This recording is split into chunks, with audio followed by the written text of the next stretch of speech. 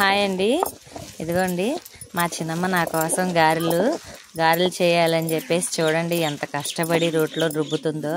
మళ్ళీ ఎండలో ఎంత కష్టపడుతున్నారో చూడండి. మిక్సీలో వేయడానికి గ్రైండర్లో వేయడానికి వీళ్ళకి ఇష్టం ఉండదు. ఇదిగోండి స్వయంగాను ఇలా రుబ్బుతారనమాట. ఎంతో కష్టపడతారు. ఎవరన్నా చుట్టం వస్తే చాలు వీళ్ళకి కష్టం అనేది తెలియదు. ఎంతో హ్యాపీగా చేసి పెడతారు. ఇప్పుడు మళ్ళీ ఎండలోనే చూడండి పొయ్యి మీద పెట్టి మరీ చేస్తారు. ఇదిగోండి గారెల పిండి ఇంకా చాలు రుబ్బేసాము, అయిపోయింది. ఇదిగోండి ఇలా ఉండాలి.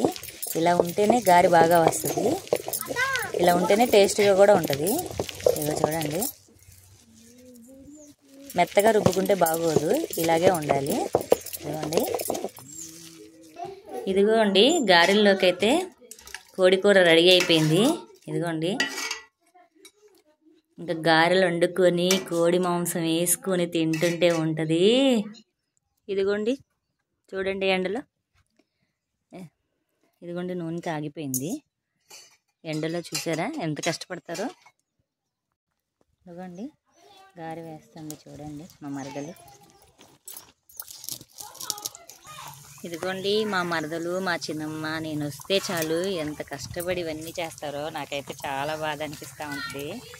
ఎండలో రాకపోతే రాలేదంటారు, వస్తేనేమో నా కోసం కష్టాలు పడతా ఉంటారు. మీకు ఆ పొగకి కనిపింది కూడా కనిపించట్లేదు, బాగా మంట వస్తూ ఉంది. ఇదిగో చూడండి, చూసారా ఎర్రటి ఎండలో పాలు, గేదెల పాలు అవన్నీ తీసి ఇవన్నీ ఇల్లు సర్దేసి ఇంకా గేదెల్ని పొలం పంపించేశారనమాట, గొర్రెల్ని గేదెల్ని. ఇంకా అందుకనే ఇప్పుడు దాకా ఇదిగోండి ఇంత ఎర్రటి ఎండలో ఇంకా చేసి పెడతా ఉంటారు. ఉదయాన్నే టిఫిన్ చేసి పెట్టేశారు మాకు. ఇంకా గారెలు ఇక మధ్యాహ్నం లంచ్కి అనమాట, వేడివేడిగా చేస్తారనమాట. మళ్ళీ చల్లగా అయిపోతే మళ్ళీ మేమేమో ఫీల్ అవుతామేమో అని. ఇదిగోండి ఉడికిపోయాయి. చూసారా ఎంత క్రిస్పీగా ఉంటాయో. ఇదిగోండి